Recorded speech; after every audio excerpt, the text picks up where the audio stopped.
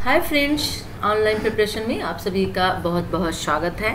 Friends, आज का जो वीडियो है ये आपका बाल विकास एवं शिक्षा शास्त्र से है और ये इम्पॉर्टेंट वीडियो है।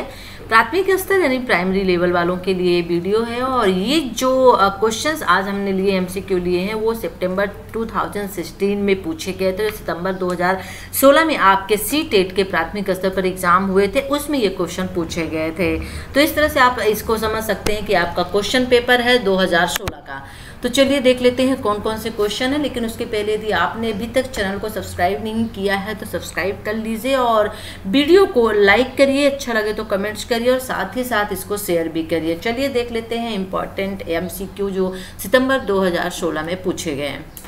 तो फ्रेंड्स, ये बाल विकास एवं शिक्षा शास्त्र के क्वेश्चंस हैं और चलिए इसको पढ़ते हैं। लेकिन इसके पहले मैं बता दूं कि आज आपके लिए मैं एक वीडियो लेके आऊँगी, स्पेशल वीडियो, जिसमें मैं आपको बताऊंगी बुक के बारे में कि कौन सी बुक जो है वो बेस्ट रहेगी आपके लिए, किस बुक से आप पढ़ें, अपनी तैयारी करें साथ ही साथ में। तो चलिए इसमें से क्वेश्चन, उस वीडियो को आप वेट करिएगा। आज क्वेश्चन ले लेते हैं। इसमें जो क्वेश्चन पूछा गया है, निर्देश दिया गया है कि निम्नलिखित प्रश्नों के उत्तर देने के लिए सही और सबसे उपयुक्त विकल्प आपको चुनने हैं। ओके, तो यहाँ पे पहला क्वेश्चन देख लेते हैं। फर्स्ट हमारा क्वेश्चन है कि लेव जो वाइगोस्की हैं उनके के समाज संरचना सिद्धांत में, यानी लेव वाइगोस्की ने समाज संरचना सिद्धांत का प्रतिपादन किया था, तो उसमें दृढ़ विश्वास रखने वाले शिक्षक के नाते आप अपने बच्चों के आकलन के लिए निम्नलिखित में से किस विधि को वरीयता देंगे।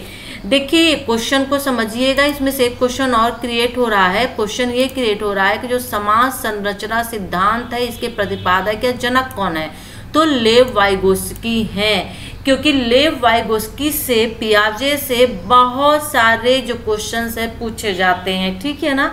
तो लेव वाइगोस्की के जो समाज संरचना सिद्धांत है तो उससे क्वेश्चन ये बन रहा है, वो पूछा जा रहा है कि आप यदि शिक्षक हैं तो उसके नाते आपको बताना है कि अगर बच्चों का आप आकलन कर रहे हैं तो आप किस विधि को वरीयता देंगे, यानी किस विधि को ज़्यादा इम्पॉर्टेंट देंगे, किस विधि से आप बच्चों का आकलन करेंगे।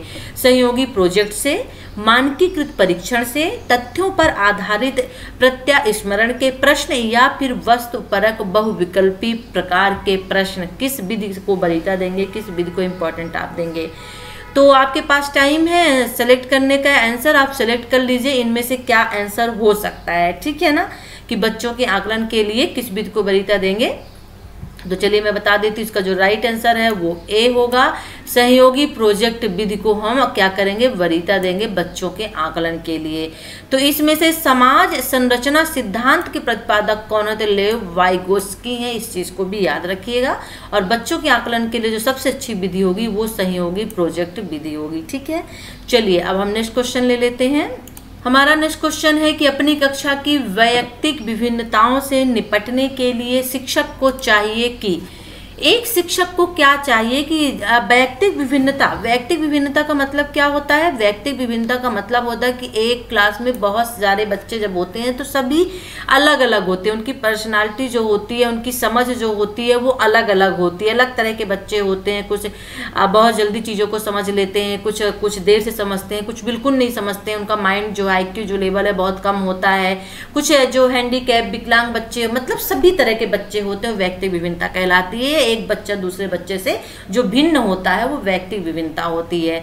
तो यहाँ पे है कि शिक्षक को क्या चाहिए इससे निपटने के लिए, शिक्षण और आकलन के समान और मानक तरीके हों, बच्चों को उनके अंकों के आधार पर अलग कर उनको नामित करें, या बच्चों से बातचीत करें और उनके दृष्टिकोण को महत्व दें, या फिर विद्यार्थियों के लिए कठोर नियमों को लागू करें।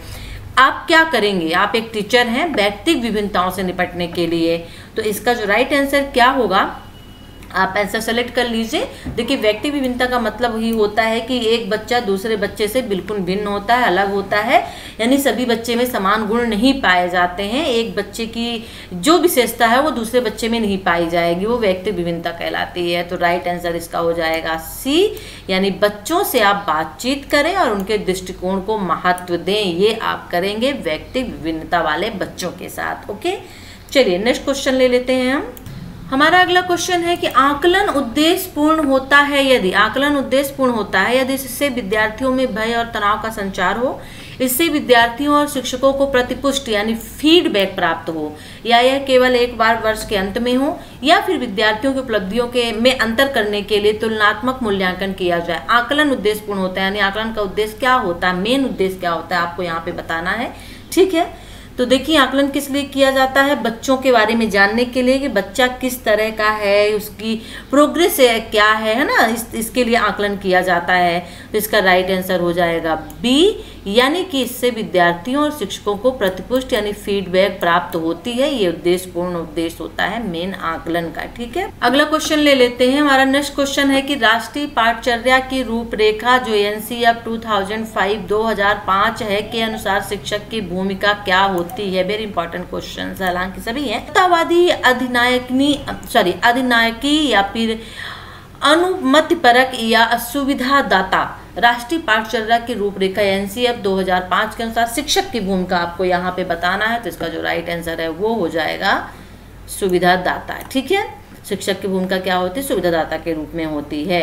चलिए अब हम नेक्स्ट क्वेश्चन ले लेते हैं। हमारा अगला क्वेश्चन है कि अनुसंधान सुझाते हैं कि एक विविध कक्षा में अपने विद्यार्थियों से शिक्षिका की अपेक्षाएं विद्यार्थियों के अधिगम पर महत्वपूर्ण प्रभाव छोड़ती हैं, का एकमात्र निर्धारक होती है, के साथ संबंधित नहीं मानी जानी चाहिए, या पर कोई प्रभाव नहीं छोड़ती है। इसका राइट आंसर क्या होगा, अब आपको ये बताना है। तो चलिए इसका राइट आंसर देख लेते हैं, क्योंकि क्वेश्चन ये कह रहा है यहाँ पे कि ये अनुसंधान सुझाते हैं, बताते हैं कि एक विविध कक्षा में अपने विद्यार्थियों से शिक्षिका की अपेक्षाएं विद्यार्थियों के अधिगम पर महत्वपूर्ण प्रभाव छोड़ती हैं। तो ये जो है क्या हो जाएगा, राइट आंसर हो जाएगा। ओके, नेक्स्ट क्वेश्चन देख लें।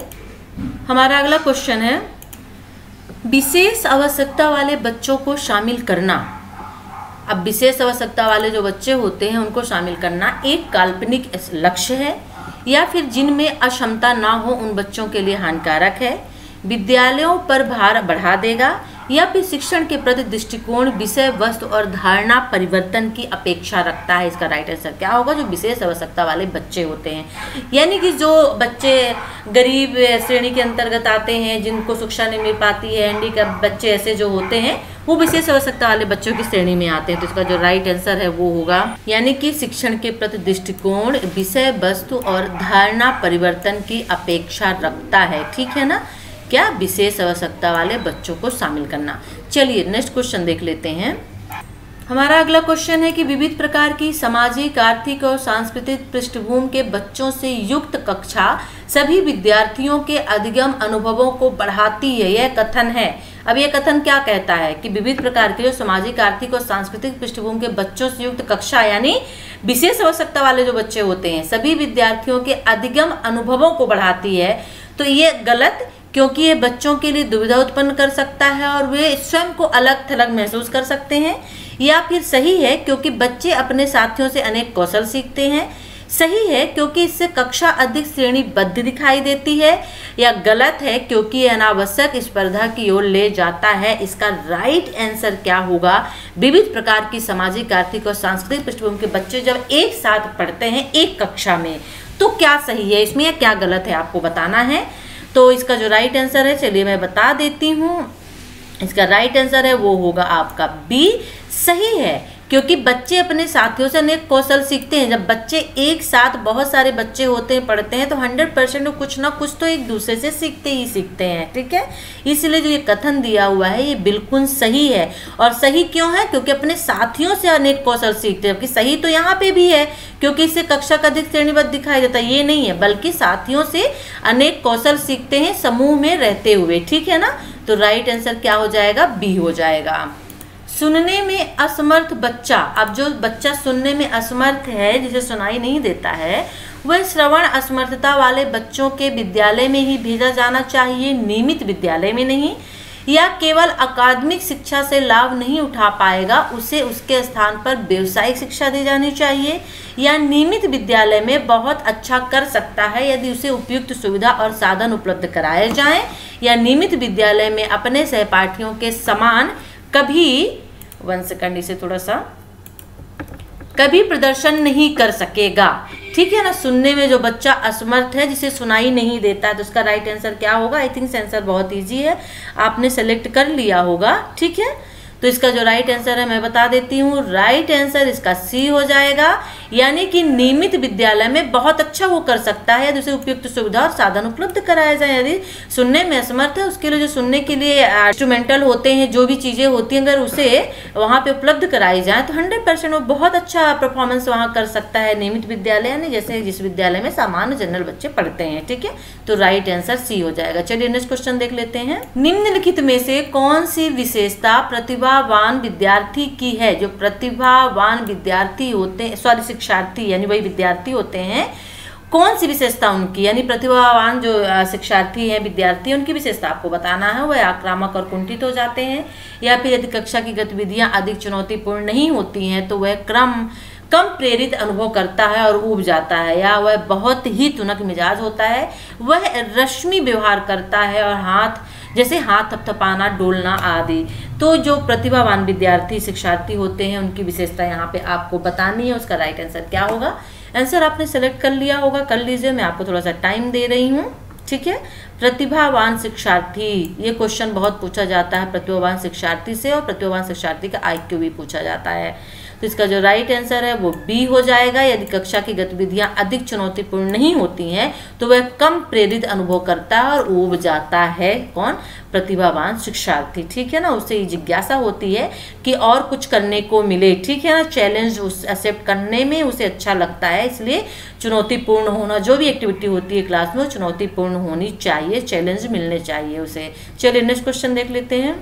एक शिक्षिका अपनी प्राथमिक कक्षा में प्रभावी अधिगम को बढ़ा सकती है। जो एक शिक्षिका है वो प्राथमिक कक्षा में अपनी प्रभावी अधिगम को, यानी अपने अधिगम को जो सिखा रही है उसको किस तरह से बढ़ा सकती है?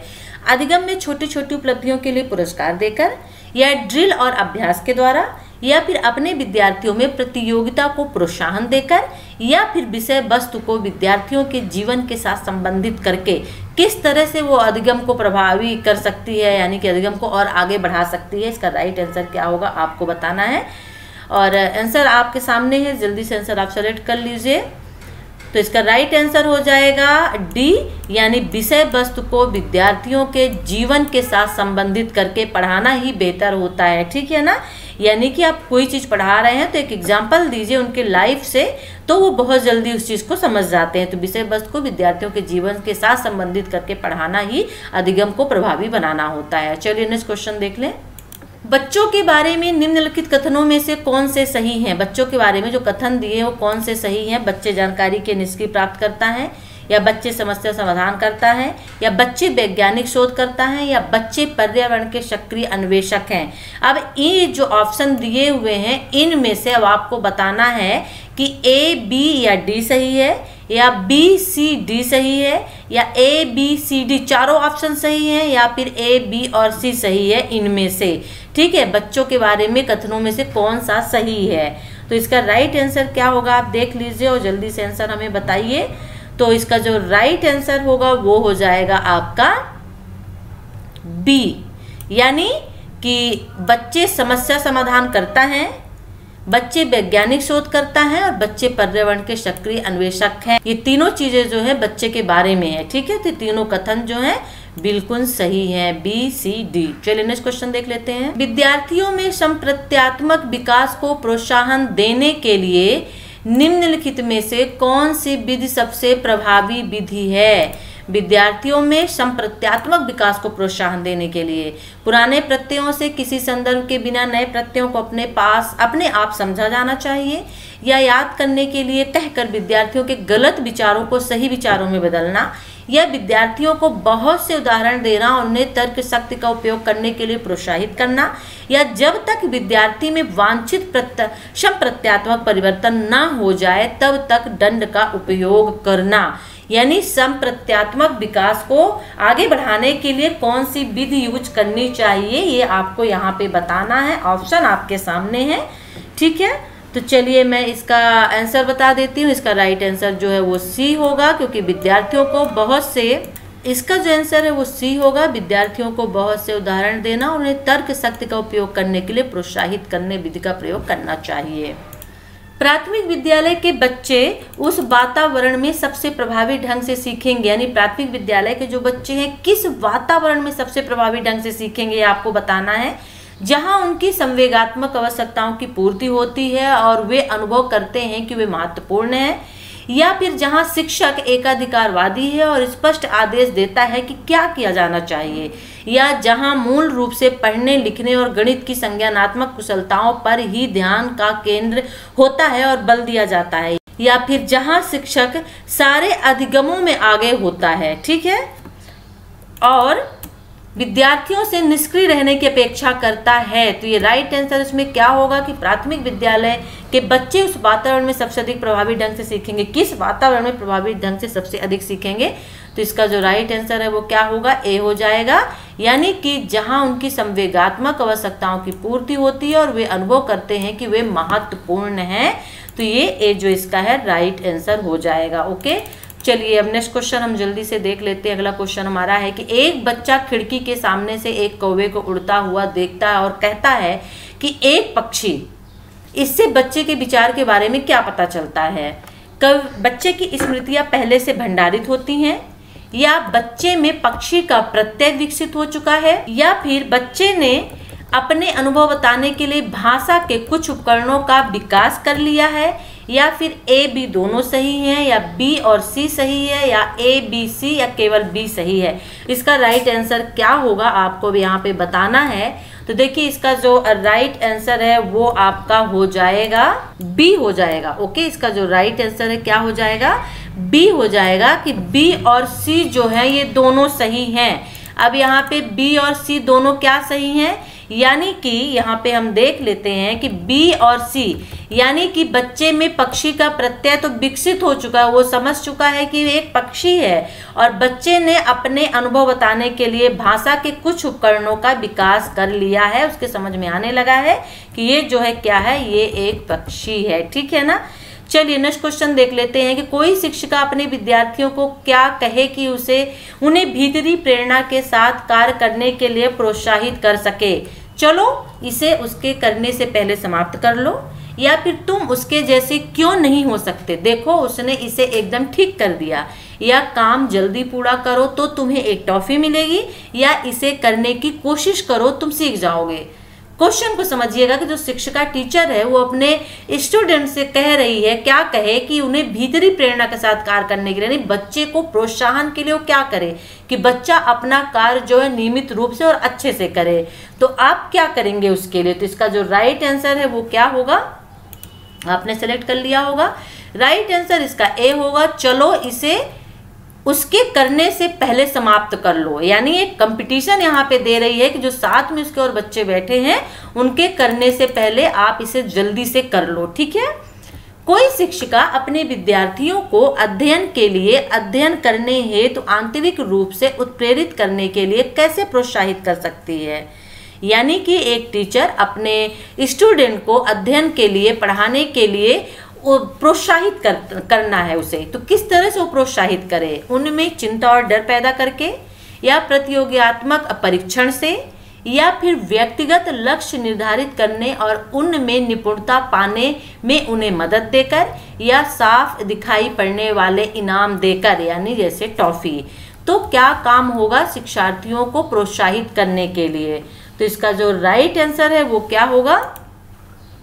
सी, यानी कि व्यक्तिगत लक्ष्य निर्धारित करने और उनमें निपुणता पाने में उन्हें मदद देकर। ठीक है ना। चलिए नेक्स्ट क्वेश्चन जल्दी से ले लेते हैं।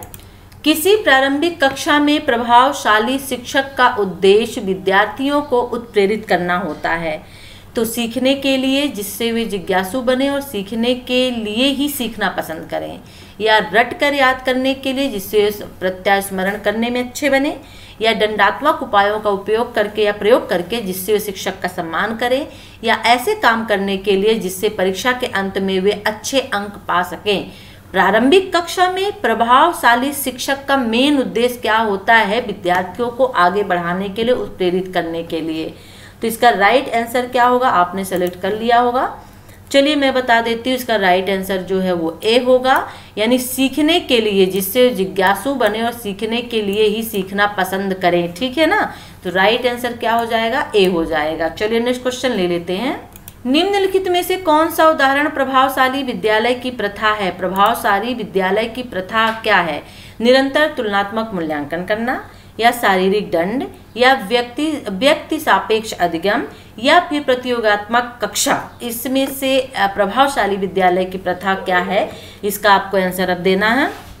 तो इसका जो राइट आंसर है वो हो जाएगा आपका सी, व्यक्ति सापेक्ष अधिगम जो होता है वो प्रभावशाली जो विद्यालय होते हैं उनकी प्रथा, उनके नियम होते हैं। नेक्स्ट क्वेश्चन देख लेते हैं और हमारा अगला क्वेश्चन है कि विकास का सिर पदाभिमुख दिशा सिद्धांत व्याख्या करता है कि विकास इस प्रकार आगे बढ़ता है, यानी विकास किस प्रकार आगे बढ़ता है, सामान्य से विशिष्ट कार्यों की ओर, भिन्न से एकीकृत कार्यों की ओर, या सिर से पैर की ओर, या ग्रामीण से शहरी क्षेत्रों की ओर। विकास का जो सिर पदाभिमुख दिशा सिद्धांत होता है वो क्या व्याख्या करता है, मतलब इसका क्या मतलब होता है सिर पदाभिमुख दिशा सिद्धांत।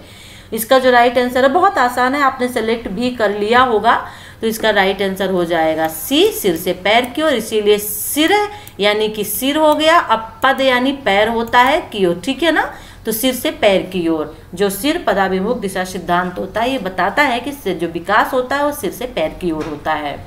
नेक्स्ट क्वेश्चन ले लेते हैं, भाषा विकास के लिए सबसे संवेदनशील समय निम्नलिखित में से कौन सा है। भाषा विकास के लिए एक बच्चे में प्राइमरी लेवल में भाषा विकास के लिए सबसे अच्छा समय कौन सा होता है, जन्म पूर्व का समय, मध्य बचपन का समय, वयस्क अवस्था का समय, या प्रारंभिक बचपन का समय। भाषा विकास के लिए सबसे संवेदनशील समय कौन सा होता है, तो इसका जो राइट आंसर है वो आपका हो जाएगा प्रारंभिक बचपन का जो समय होता है वो भाषा सीखने के लिए सबसे बेहतर समय होता है। ठीक है, चलिए नेक्स्ट क्वेश्चन देख लेते हैं कि एक 6 वर्ष की लड़की खेल कूद में असाधारण योग्यता का प्रदर्शन करती है, उसके माता पिता दोनों ही खिलाड़ी हैं, उसे नित्य परीक्षण प्राप्त करने भेजते हैं और सप्ताहांत में उसे प्रशिक्षण प्राप्त करने भेजते हैं, और बहुत संभव है कि उसकी क्षमताएं निम्नलिखित दोनों के बीच परस्पर प्रतिक्रिया का परिणाम होंगी।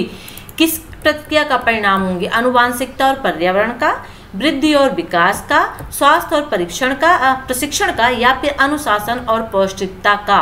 इनमें से आपको बताना है कि एक लड़की जो है 6 वर्ष की है, उसे खेल कूद के लिए भेजा जाता है, साथ में उसके माता पिता भी उसको ट्रेन करते हैं, तो वो किस प्रतिक्रिया का परिणाम होगी। तो इसका जो राइट आंसर है वो क्या होगा, वो आनुवांशिकता और वातावरण दोनों का उस पर इफेक्ट पड़ेगा। आनुवांशिकता उसके जो माता पिता के गुण है वो या अवगुण उसमें आएंगे, और पर्यावरण का भी इफेक्ट उसमें पड़ेगा। ठीक है, तो राइट आंसर ए हो जाएगा। अगला क्वेश्चन ले लेते हैं, निम्नलिखित में से कौन से समाजीकरण के गौण वाहक हो सकते हैं। समाजीकरण के कौन से गौण वाहक हो सकते हैं, परिवार और पास पड़ोस, विद्यालय और पास पड़ोस, या विद्यालय और निकटतम परिवार के सदस्य, या परिवार और रिश्तेदार। समाजीकरण के गौण वाहक कौन हो सकते हैं आपको बताना है।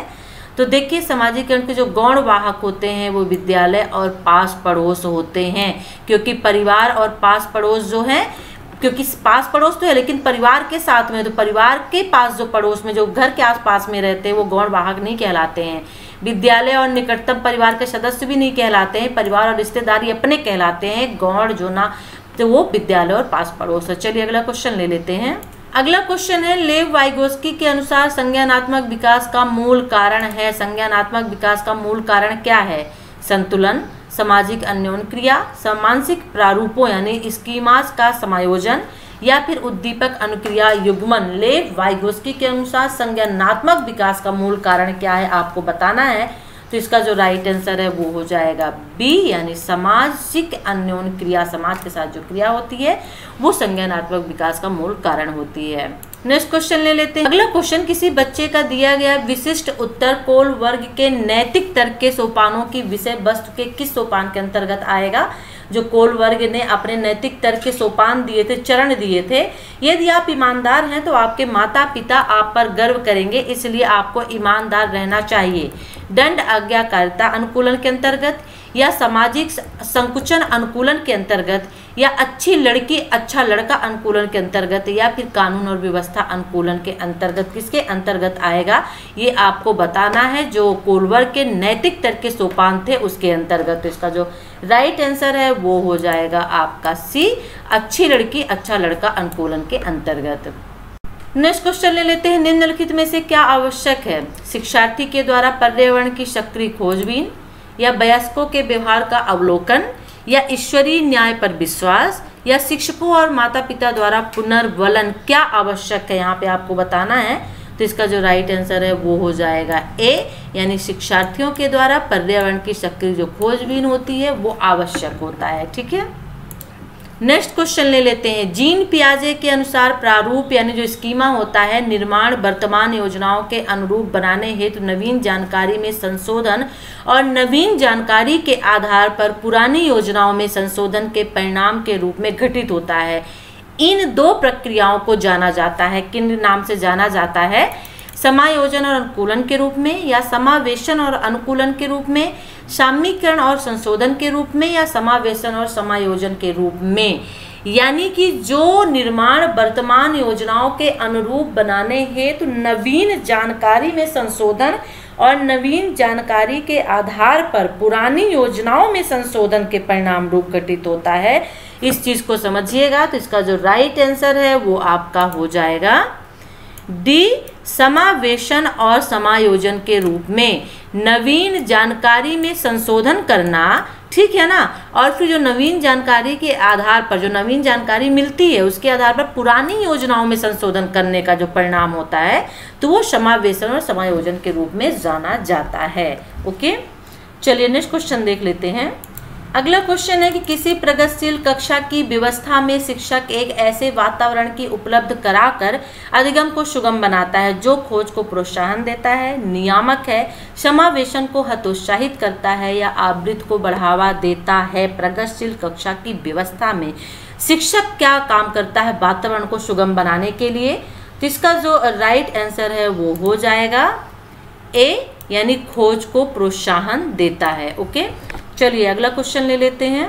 हमारा नेक्स्ट क्वेश्चन है कि हार्वर्ड गार्डनर का बहुबुद्धि सिद्धांत सुझाता है। हार्वर्ड गार्डनर का जो बहुबुद्धि सिद्धांत है वो क्या बताता है, क्या सुझाता है कि हर बच्चे को प्रत्येक विषय 8 भिन्न तरीकों से पढ़ाया जाना चाहिए ताकि सभी बुद्धियां विकसित हों। बुद्धि को केवल बुद्धि लब्धि यानी IQ परीक्षा से ही निर्धारित किया जा सकता है, या शिक्षक को चाहिए कि विषय वस्तु को वैकल्पिक विधियों से पढ़ाने के लिए बहुबुद्धियों को एक रूपरेखा की तरह ग्रहण करें, या फिर क्षमता भाग्य है और एक अवधि के भीतर नहीं बदलती। अब इसमें से राइट आंसर क्या होगा? बहुबुद्धि सिद्धांत क्या बताता है जो हार्वर्ड गार्डनर का है? तो एक ये भी क्वेश्चन बनता है कि बहुबुद्धि सिद्धांत किसका है? तो हार्वर्ड गार्डनर का है। ओके, तो इसका जो राइट आंसर है वो आपका हो जाएगा सी, यानी एक शिक्षक को चाहिए कि विषय वस्तु को वैकल्पिक विधियों से पढ़ाने के लिए बहुबुद्धियों को एक रूपरेखा की तरह ग्रहण करे। चलिए नेक्स्ट क्वेश्चन देख लेते हैं। कोई 5 साल की लड़की एक टी-शर्ट को इस तरह तय करते हुए अपने आप से बात करती है। लड़की द्वारा प्रदर्शित व्यवहार के संदर्भ में निम्नलिखित में से कौन सा कथन सही है? ठीक है, जीन पियाजे और लेव वाइगोस्की इसकी व्याख्या बच्चे के विचारों की अहम केंद्रित प्रवृत्ति के रूप में करेंगे, या जीन पियाजे इसे अहम केंद्रित भाषा कहेगा और लेव वाइगोस्की इसकी व्याख्या बच्चे के द्वारा निजी भाषा से अपनी क्रियाओं को नियमित करने के प्रयासों के रूप में करेगा, या जीन पियाजे इसकी व्याख्या सामाजिक अन्योन्य क्रिया के रूप में करेगा और लेव वाइगोस्की इसे खोजबीन मानेगा, या जीन पियाजे और लेव वाइगोस्की इसकी व्याख्या बच्चे के द्वारा अपनी मां के अनुकरण के रूप में करेंगे। इसका राइट आंसर क्या होगा अब आपको यहाँ पे बताना है। तो इसका जो राइट आंसर है वो हो जाएगा बी, यानी कि जीन पियाजे से अहम केंद्रित भाषा कहेंगे और लेव वाइगोस्की इसकी व्याख्या बच्चे के द्वारा निजी भाषा से अपनी क्रियाओं को नियमित करने के प्रयासों के रूप में करेंगे। तो राइट आंसर इसका क्या हो जाएगा? बी हो जाएगा। चलिए हम नेक्स्ट क्वेश्चन और लास्ट क्वेश्चन ले लेते हैं। हमारा जो अगला क्वेश्चन है वो है कि लिंग है। लिंग क्या है? जैविक सत्ता है, शारीरिक संरचना है, सहज गुण है, या सामाजिक संरचना है? तो इसका जो राइट आंसर है वो आपका हो जाएगा डी, यानी सामाजिक संरचना है लिंग। ठीक है, तो फ्रेंड्स ये थे आज के इम्पॉर्टेंट आपके क्वेश्चंस सितंबर 2016 में जो आपके एग्ज़ाम लिए गए थे सीटेट के प्राइमरी लेवल के उनके। तो ये वीडियो कैसा लगा ज़रूर बताइएगा। वीडियो को लाइक करिए, शेयर करिए, चैनल को सब्सक्राइब नहीं किया है तो सब्सक्राइब कर लीजिए, और वीडियो अच्छा लगे तो कमेंट्स भी करिएगा, और इसका जो PDF है डिस्क्रिप्शन बॉक्स पे दे दूंगी तो वहाँ से आप इसे डाउनलोड कर लीजिएगा। नेक्स्ट वीडियो के साथ आपसे फिर मिलते हैं, तब तक के लिए टेक केयर, बाय।